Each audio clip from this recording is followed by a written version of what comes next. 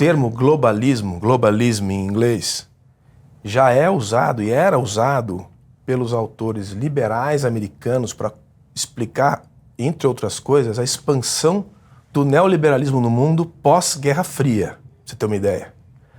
O que nós estamos falando aqui? Queda do Muro de Berlim, derrocada do socialismo soviético, fim da história e o último homem, que foi um livro que o Fukuyama escreveu, muito conhecido, que todo mundo leu na minha época de estudante, meados dos anos 80, 90, que ele dizia o seguinte, não que a história acabou, mas que a globalização era um processo que representava a democracia ocidental, liberal, se impondo sobre, junto com os mercados, se impondo sobre praticamente o mundo todo, com exceção da Coreia do Norte, de Cuba e mais umas meia dúzia de pequenos espaços. Esse era o fim da história. E a globalização era esse processo que o Luiz explicou, de integração comercial, nova lógica das cadeias produtivas. O globalismo, nos últimos anos, agora, na segunda década, meados da segunda década do século XXI, passou a ser usado de forma confusa pela escola liberal ou idealista das relações internacionais, que é aquela que vem lá de Immanuel Kant, que escreveu A Paz Perpétua, no final do século XIX, que propunha um ideário filosófico de um conselho de nações. A ideia de que você poderia ter um governo universal, composto por todas as nações, que deu na Liga das Nações no pós-Primeira Guerra Mundial e que deu nas Nações Unidas no pós-Segunda Guerra Mundial. É a ideia, que não é ruim, que a gente um dia vai sair da anarquia internacional, que é a anarquia desse espaço, estado hobbesiano de conflito anárquico entre as nações, porque não tem um governo mundial, e a gente vai partindo para um processo de integração e de ordem internacional dirigida por uma força só. Isso é idealista, é o idealismo, na teoria das relações internacionais. A esquerda moderna, hoje, no sentido contemporânea, é muito simpática a essas instituições que dão as regras de cima para baixo. Ou seja, a força da ONU, a agenda da ONU, a agenda da OMS, a agenda do ambientalismo, a agenda, porque são temas realmente internacionais. O problema é que existem as nações, existem os parlamentos, existem tem esse pequeno detalhe, né?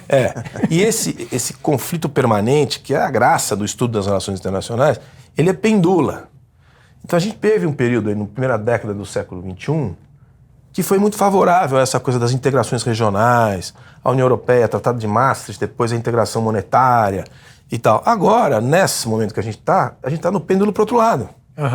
O protecionismo voltou, a China se transformou na fábrica do mundo e um monte de gente no mundo inteiro ficou sem manufatura.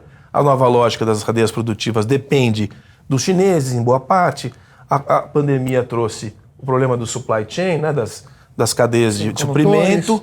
Deu um desespero, então deu uma redução nessa agenda do ponto de vista econômico, mas do ponto de vista político, continua sendo uma coisa muito interessante para quem vende essa agenda mais humanista universal. Então esse é um ponto do conflito, quando ele fica direita e esquerda. Na verdade, ele é maior do que isso. É como organizar o mundo. Se você emite gases de efeito estufa, não importa se você está aqui ou se você está no Paraguai, a atmosfera é universal, então é um tema realmente de interesse internacional. Por outro lado, muitos temas são de interesse nacional soberano. Como é que você transfere soberania ou não transfere soberania? É o que o Luiz colocou. Depende. Então, o globalismo é uma agenda ideológica, utópica, de que um dia nós vamos ser capazes de sentar todos numa mesa no mundo todo e definir uma agenda comum. Nós não vamos estar vivos para ver. Mas qual que é a diferença, afinal de contas, né, de globalismo e globalização? Tem gente que acha que é a mesma coisa, mas como é que a gente pode diferenciá-los? Obrigado. Olha, a globalização é um termo que começa a ser usado no final dos anos 80, início dos anos 90, e aquilo mais ofere a questão do livre comércio, ou seja, da livre trânsito de mercadorias e serviços entre os países. Então a globalização ela é positiva.